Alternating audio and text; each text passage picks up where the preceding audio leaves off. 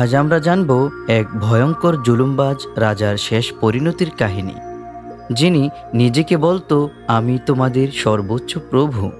হ্যাঁ, কথা বলছি ফেরাউনকে নিয়ে, যার মৃত্যুর কাহিনী শুধু ইতিহাস নয়, বরং কোরআনের এক বাস্তব ভবিষ্যৎবাণী।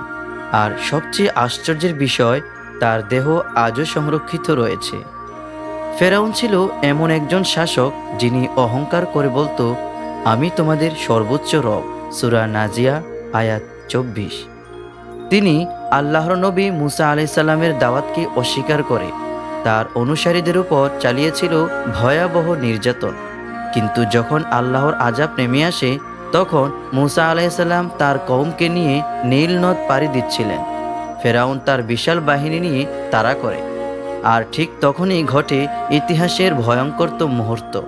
আল্লাহ তাআলা নীলনদকে মুসা আলাইসাল্লামের জন্য দ্বিখণ্ডিত করেন, আর মুসা ও তার কওম নিরাপদে পার হন। আর ফেরাউন যখন সে নদীর মাঝে পৌঁছে যায়, তখন আল্লাহ পানিকে আবার এক করে দেন।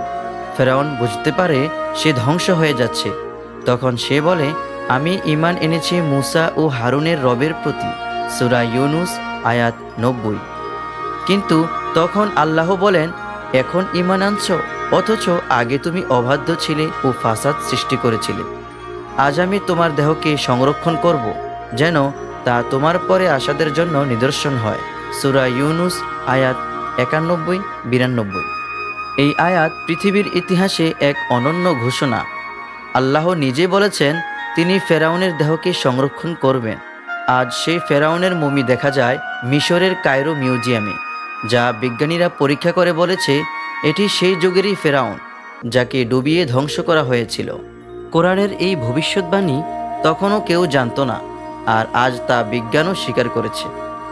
ফেরাউনের দেহ সংরক্ষণের ঘটনা শুধু বিস্ময়কর নয়, এটি ঈমানদারদের জন্য শিক্ষা আর অহংকারীদের জন্য সতর্কবার্তা। আল্লাহ কারো জুলুমকে চিরস্থায়ী করেন না। এই ঘটনা প্রমাণ করে আল্লাহর প্রতিশ্রুতি সত্য এবং কোরআন একটি জীবন্ত অলৌকিক কিতাব। সুবহানাল্লাহ।